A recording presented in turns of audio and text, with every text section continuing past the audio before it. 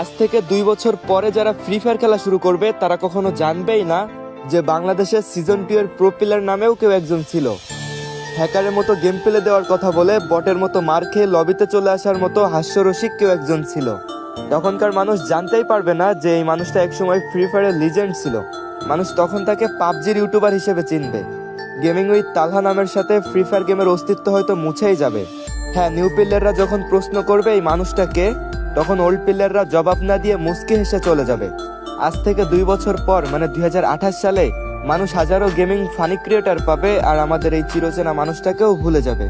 2018 থেকে যার ভিডিও দেখে এই পর্যন্ত আসা, তাকে হয়তো আর কখনো ট্রিপস অ্যান্ড ট্রিক্স নিয়ে বারমুডা ম্যাপে নামতে দেখা যাবে না।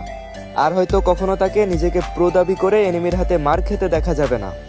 এখন তার দেখা না পেয়ে ম্যাপের এনিমিগুলো আফসোস করে।